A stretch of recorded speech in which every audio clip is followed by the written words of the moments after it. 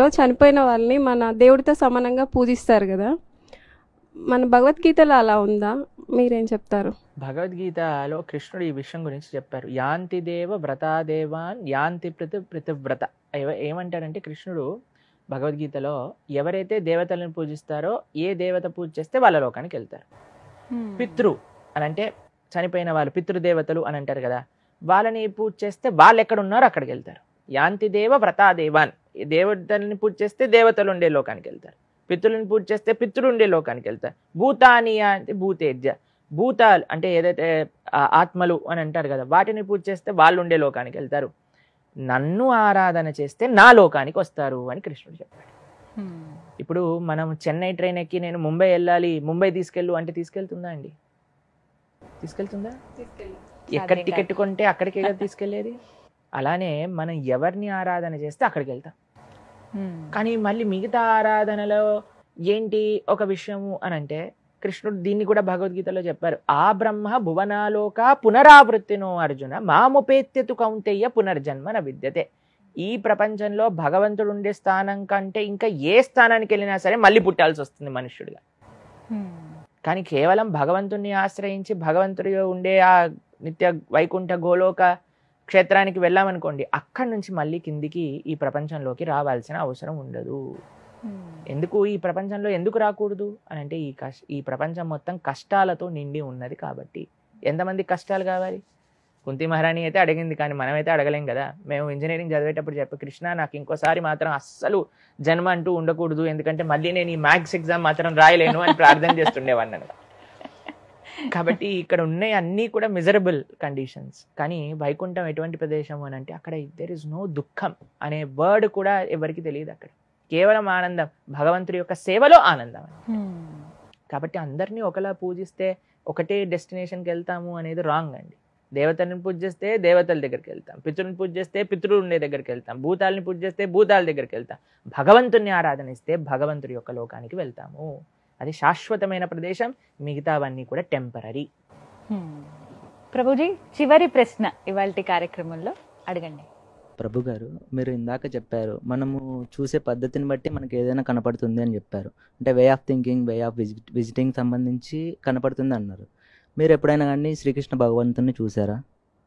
మేము రోజుకి 3 సార్లు చూస్తాం కృష్ణుడిని. 3 times మాట్లాడతారు. రోజు 3 times చూస్తాం, 3 times మాట్లాడతాం. ఆ 3 times ఆయన తిన్నది మేము తింటాం. ఆ 3 times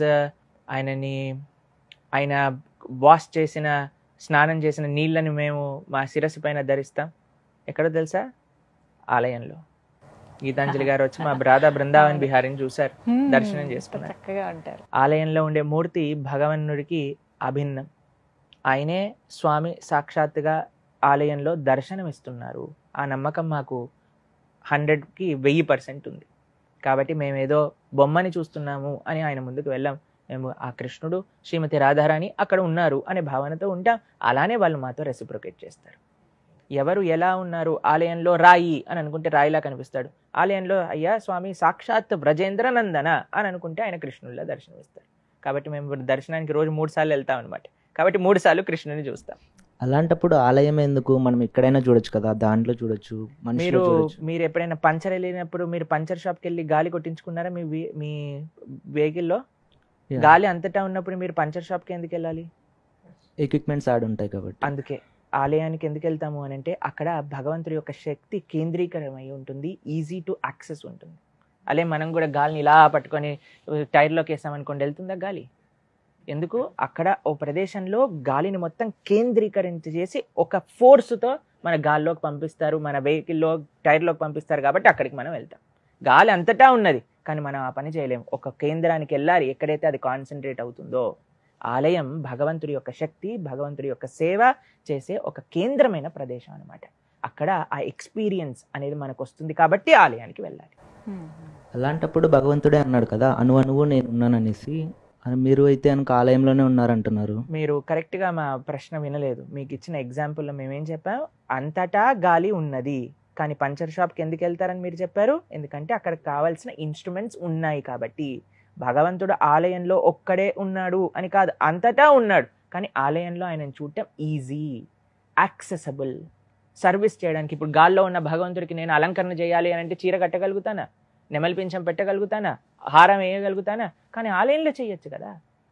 so it is not the only place where God is, but it is the place where God is. అంతటా ఉన్న భగవంతుడు ఆలయంలో లేడా? అంతటా ఉన్నారని నమ్ముతారా మీరు భగవంతుడిని? కాబట్టి ఆలయంలో కూడా ఉన్నాడు కదా. కాబట్టి ఆ ఆలయంలో భగవంతుడు ఇంకా యాక్సెసబుల్ అవుతాడు. ఇప్పుడు H2O అని వాటర్ అంటారు. ఆక్సిజన్ హైడ్రోజన్ 2 గాల్లో ఉంటుంది. కానీ నీళ్ళు కావాలంటే వాటర్ బాటిల్లో తాగాలి. కానీ ఇట్లా గాల్లో నుంచి ఆక్సిజన్ ఇంకా హైడ్రోజన్ తీసుకొని నోట్లో వేసేసుకొని మనం ఇప్పుడు నీళ్ళు తాగేసాము అని అనలేం కదా. ఎక్కడైతే దాని ప్రజెన్స్ ఫీల్ అవుతుందో అక్కడ మనం వెళ్ళాలి. అది వాటర్ అయినా కానీ గాలి అయినా సరే ఏదైనా.